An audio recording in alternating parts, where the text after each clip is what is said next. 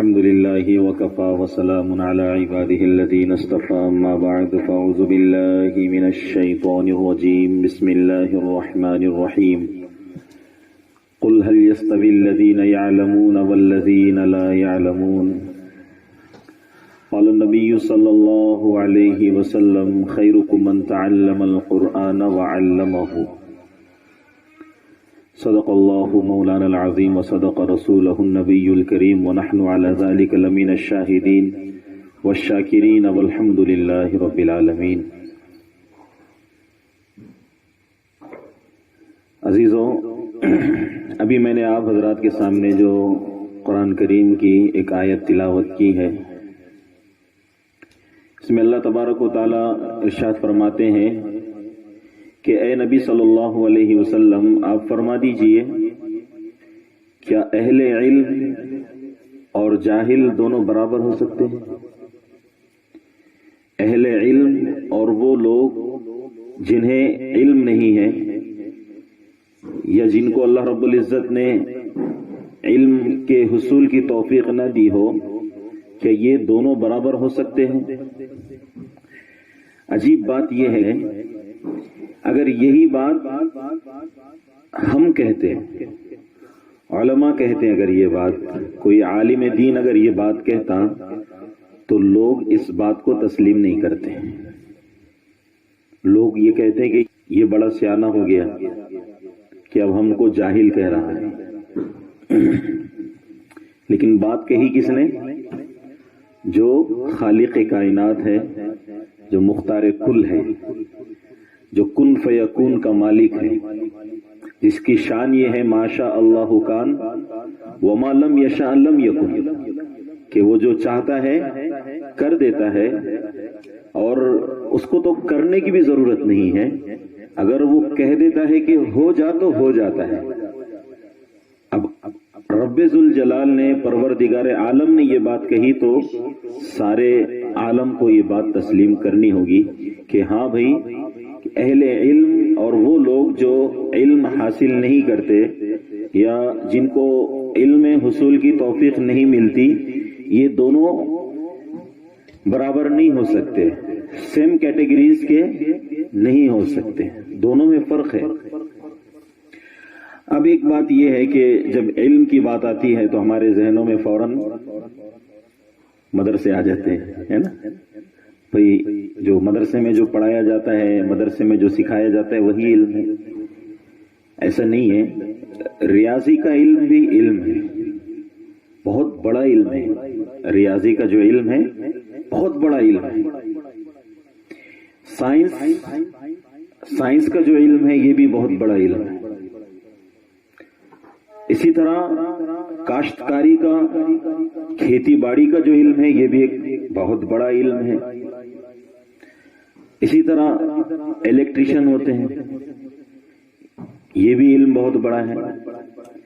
تو علم سے مراد یہ اس دنیا کے اندر، اس جہان کے اندر جتنے علوم و فنون ہیں وہ سب علم کے زمرے میں آتے ہیں۔ اسی لیے انسان کو چاہیے کہ اپنی زندگی میں علم اکٹھا کرے۔ کیا اکٹھا کرے؟ علم اکٹھا کرے، علم جمع کرے۔ اگر جمع کرنے کی کوئی چیز ہے تو کیا ہے؟ علم ہے۔ مال جمع کرنے کی چیز نہیں ہے۔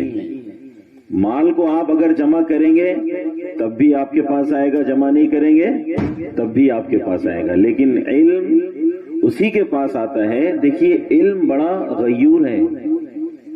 علم اسی کے پاس آتا ہے جو اس کے تحصیل کے لیے، جو اس کے حصول کے لیے، اس کو حاصل کرنے کے لیے مجاہدہ کرتا ہے۔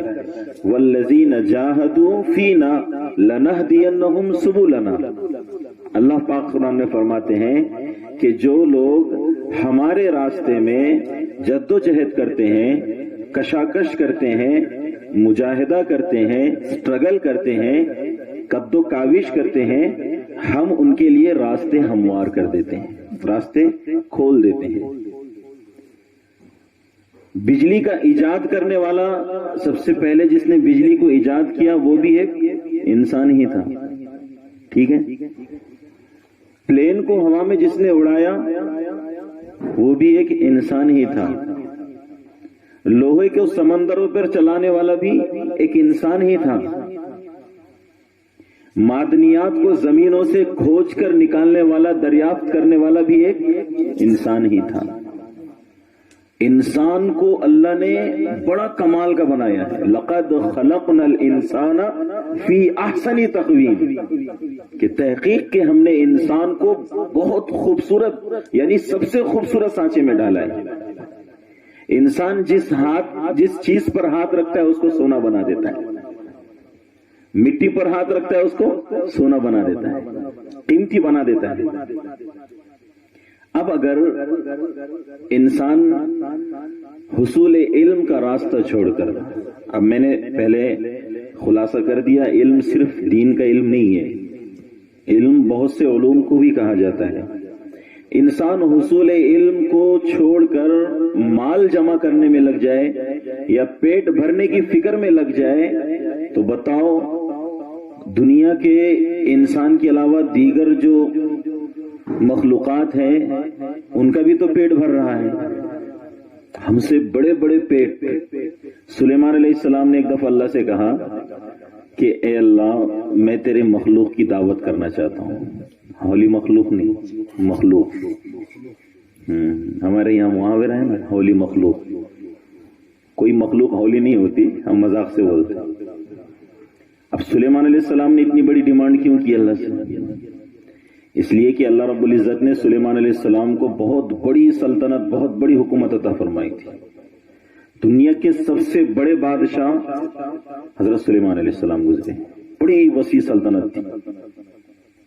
انہوں نے سوچا کہ اتنے بڑے خزانے بھرے ہوئے ہیں، اتنی بڑی حکومت ہے، تو آئی ول ڈو ایوری تھنگ، میں سب کچھ کر سکتا ہوں اللہ کے فضل و کرم سے، الحمدللہ۔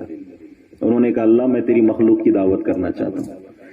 اللہ رب العزت نے کہا کہ نہیں کر سکتے، تم نہیں کر پاؤ گے، یعنی تم افورڈ نہیں کر سکو گے۔ سلیمان علیہ السلام نے کہا کہ کوشش تو کرنے دیجیے، ٹھیک ہے آپ کی تسلی کے لیے آپ کوشش کر لیجیے۔ مہینوں سے تیاریاں ہوئی دعوت کی، اب پورے مخلوق کی دعوت تھی نا، صرف انسان کی نہیں، پورے مخلوق کی۔ مہینوں سے تیاریاں ہو رہی ہے، تیاریاں کہاں ہو رہی ہے؟ بڑے میدان کے اندر، بہت بڑا میدان۔ مہینے لگ گئے، سلیمان علیہ السلام کے تابع ہوائیں بھی تھی، انہوں نے ہواؤں کو حکم دیا کہ تم فریج کا کام کرو۔ اب فریج میں کیا ہوا تو رہتی نا، تو ہوا نے فریج کا کام کیا، جتنا کھانا بنایا جا رہا تھا، سٹور کیا جا رہا تھا، اس کو محفوظ رکھا ہوا نے، خراب نہیں ہونے دیا۔ 2-3 مہینے گزرنے کے بعد بہت زیادہ کھانا جب بن گیا تو سلیمان علیہ السلام نے کہا کہ اللہ اب دعوت تیار ہے، دسترخوان تیار ہے، تیری مخلوق کو بھیجنا شروع کر۔ تو اللہ رب العزت نے کہا سلیمان ٹھیک ہے، میں اپنے سمندر کی مخلوق سے شروع کرتا ہوں۔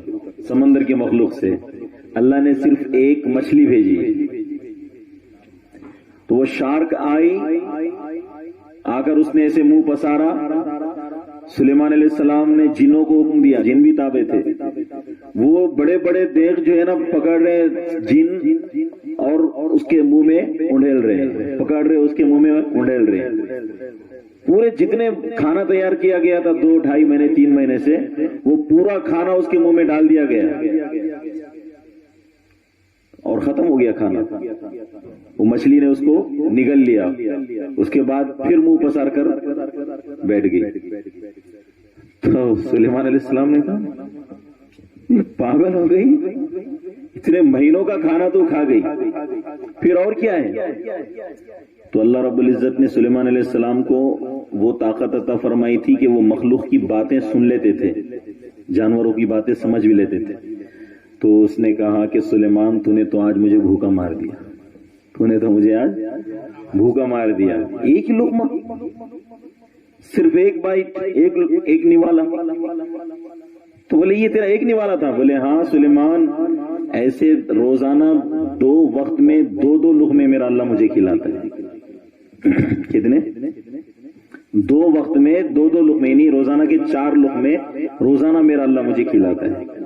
اب اگر ہم حضرت انسان اتنے اشرف ہونے کے باوجود بھی ہم دنیا کے چکر میں لگ گئے تو بتاؤ پھر علم کا حصول کون کرے گا، علم حاصل کون کرے گا؟ امام مالک رحمت اللہ علیہ کا نام سنا آپ نے؟ 4 امام ہیں، امام ابو حنیفہ رحمت اللہ علیہ، امام مالک رحمت اللہ علیہ، امام شافعی رحمت اللہ علیہ اور امام احمد بن حنبل رحمت اللہ علیہ۔ یہ 4 اماموں کے طریقے پر، مسلک پر پوری دنیا میں لوگ عمل کرتے ہیں۔ ان میں سے ایک امام ہے امام مالک رحمت اللہ علیہ۔ ان کے والد صاحب کا بچپن ہی میں انتقال ہو گیا تھا، تو ان کی 7 بہنیں تھیں۔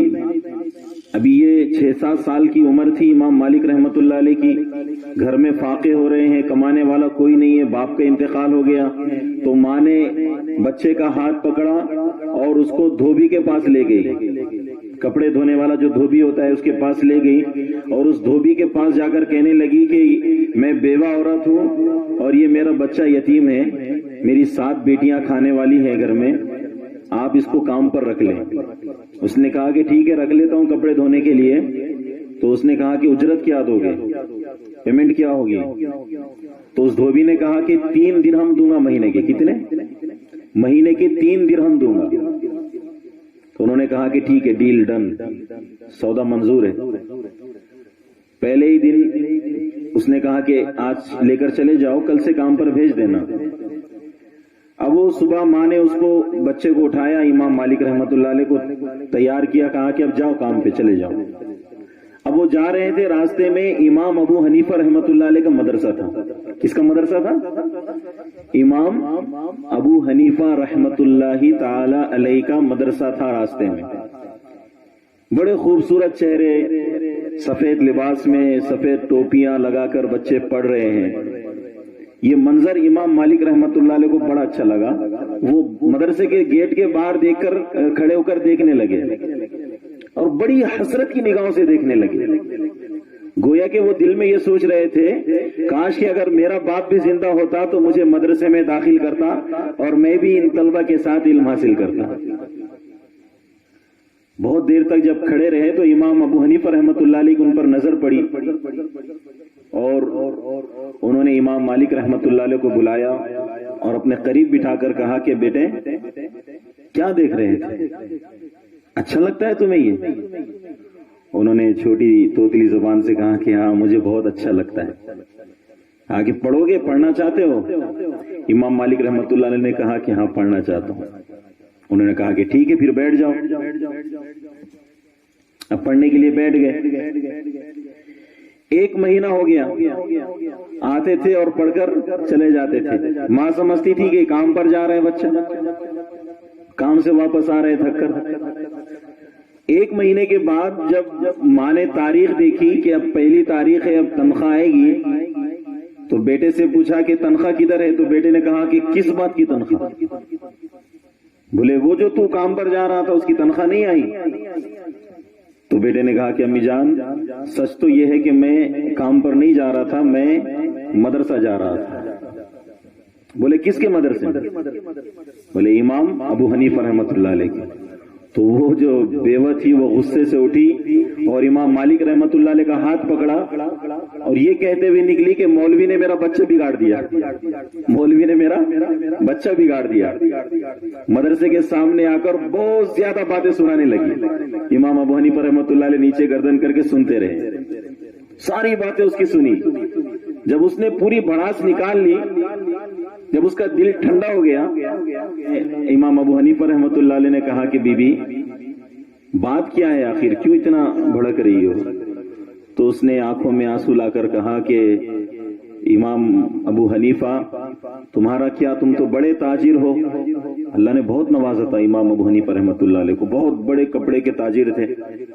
وہ کہنے لگی کہ تم تو بڑے تاجر ہو، تمہیں اللہ نے بہت دے رکھا ہے، تمہارا کیا، تم تو بڑے آسانی سے بیٹھ کر ٹھنڈی چھاؤں میں پڑھاتے ہو، لیکن مجھ بیوہ کے پاس اس بچے کے علاوہ کوئی نہیں ہے، میرے بچیوں کے سر پر باپ کا سایہ نہیں ہے۔ اب جب میں نے اس بچے کو کام پر لگایا تو اس بچے کو تم نے اپنے پاس بٹھا لیا، ہم کھائیں گے کہاں سے؟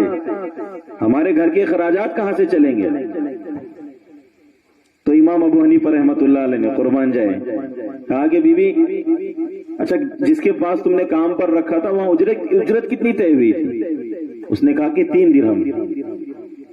تو امام ابو حنیفہ رحمۃ اللہ علیہ نے کہا کہ میں تجھ کو مہینے کے 3 درہم یا اس سے بھی زیادہ دے سکتا ہوں، یا پھر تو بتا دے میں تجھے کتنے درہم دوں۔